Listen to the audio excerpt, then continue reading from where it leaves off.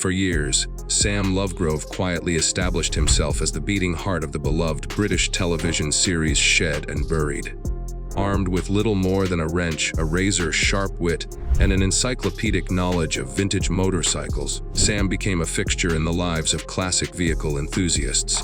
Alongside his equally passionate co-host Henry Cole, Sam helped bring forgotten machines back to life, unearthing long-abandoned treasures in dusty sheds and decaying barns scattered across the UK. Their camaraderie, brother-like banter, and mutual obsession with old engines made the show feel less like a production and more like a heartfelt journey. But midway through the fourth season, fans were left stunned. Sam Lovegrove simply vanished from the screen. No emotional farewell, no on-camera send-off, just silence. One episode he was there, and the next he was gone. Loyal viewers were left to speculate. Where had Sam gone? Why did he leave? Theories began to swirl, ranging from contract disputes to health issues, but concrete answers never materialized. Behind this abrupt disappearance lies a story far deeper than most fans could have imagined. To truly understand Sam's journey, one has to step far beyond the TV screen and into the depths of his life's work. Beyond the rolling cameras and roaring engines, hidden in his Cornish workshop, lies not just an array of tools and classic bike parts, but a man whose quiet genius and relentless passion helped define a generation of vintage restoration television. The roots of a mechanical obsession. For those immersed in the world of classic motorcycles, Sam Lovegrove's name rings loud and clear. Known for his exceptional eye for detail, practical engineering expertise, and undying devotion to breathing life into forgotten machines, Sam has been the go-to guy for quality restorations. Viewers recognize him from shows like Shed and Buried and Find It, Fix It, Drive It, where he transformed rusted wrecks into road-ready masterpieces with nothing but elbow grease, precision, and a wealth of technical know-how. But long before the cameras started rolling and the fan base began to grow, Sam was already neck-deep in a lifelong love affair with all things mechanical. Raised in the West Country of England, young Sam wasn't one to follow the crowd. While other kids were outside kicking footballs, he was hunched over workbenches in garden sheds, stripping down old engines and studying the guts of machines most kids wouldn't dare touch. What began as a childhood curiosity soon evolved into a calling. Sam was self-taught at first, learning to dismantle and rebuild bikes part by part, relying on intuition and relentless trial and error. School came naturally to him, especially subjects like physics and mathematics, and that intellectual edge led him to Oxford Brookes University, where he earned a degree in mechanical engineering. He didn't just pass, he graduated with honors, combining academic excellence with the kind of real-world knowledge that can't be learned in textbooks. From engineer to television personality, by the time most young professionals were still figuring out their path, Sam had already made a name for himself in engineering circles. His early career included a stint at Gemini Accident Repair Centers Limited, where he worked as a design engineer, perfecting the mechanics of suspension systems and gearboxes across a wide range of vehicles. This wasn't weekend tinkering. It was rigorous, technical work that helped lay the foundation for everything he would later bring to television.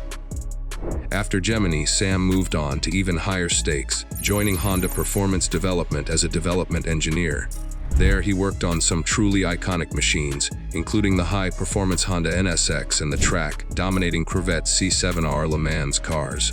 His portfolio expanded to include consultancy work with automotive giants like Aston Martin, Jaguar, and Lotus. By that point, Sam Lovegrove wasn't just good.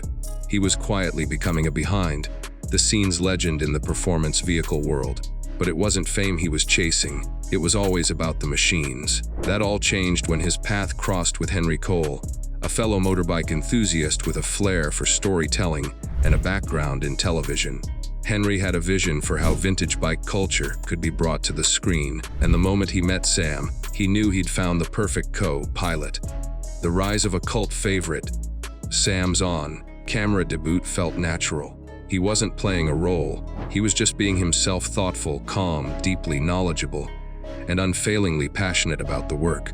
His ability to explain complex mechanics in simple, engaging terms made him instantly relatable. Viewers connected with him not because he was flashy, but because he was real. That authenticity helped the motorbike show take off.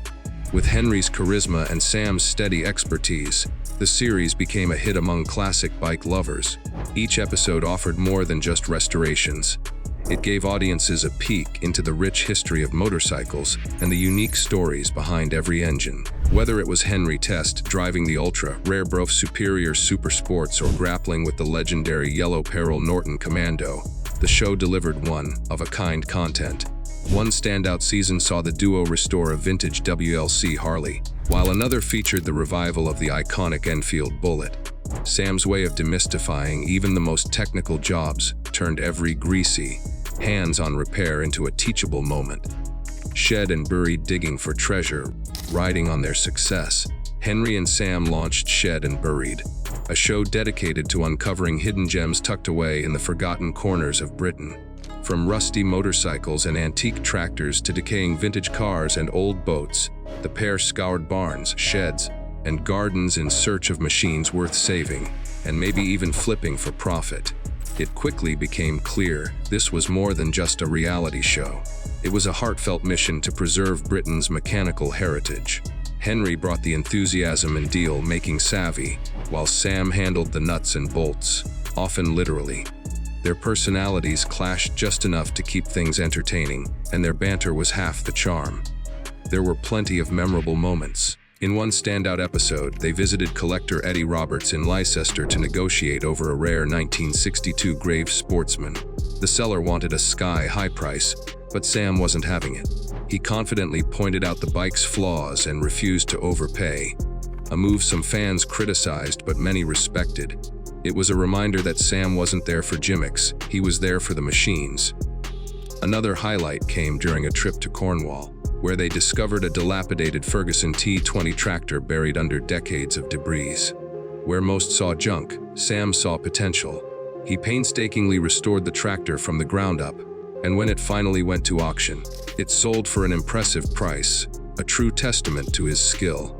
Restoring more than just machines, one of the most dramatic finds came in Northern Ireland, where they unearthed a forgotten cache of military vehicles on a remote farm.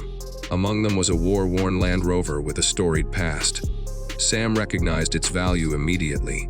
Instead of turning it into just another restoration project, he treated it with the respect of a historical artifact, preserving as many original parts as possible. When it was finally sold, the vehicle fetched a considerable sum, but not without controversy. The farmer accused the team of underestimating the vehicle's worth to secure a better deal. While Henry defended their actions publicly, Sam kept his head down, letting the quality of his restoration speak for itself.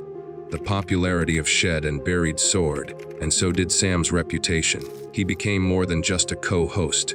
He became a symbol of integrity and craftsmanship in a world increasingly driven by drama and gimmicks.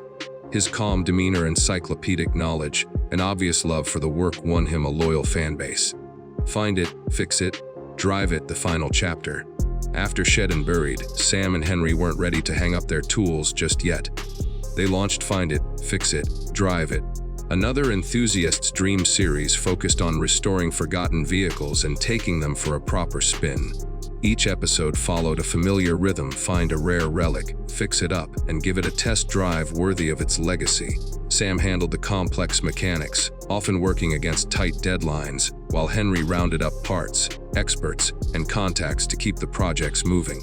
The end of each episode was always the payoff, when they fired up the finished vehicle and took it for a thrilling drive, showcasing not just the results, but the journey it took to get there.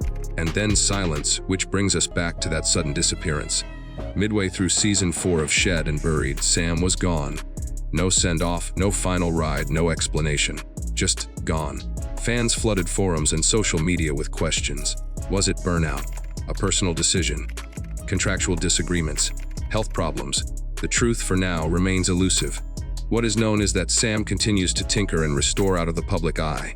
He's still in Cornwall, still surrounded by tools, engines, and the scent of oil and grease. Those lucky enough to cross paths with him describe a man as passionate as ever, content to let his work speak louder than fame. Sam Lovegrove may have stepped away from the spotlight, but his legacy is etched in every restored bike, every moment of pure passion captured on film. He didn't just fix old machines, he reminded us why they mattered in the first place. And whether or not he ever returns to our screens, his story continues in the sheds, workshops, and winding roads of Britain, wherever a forgotten engine is waiting to roar back to life.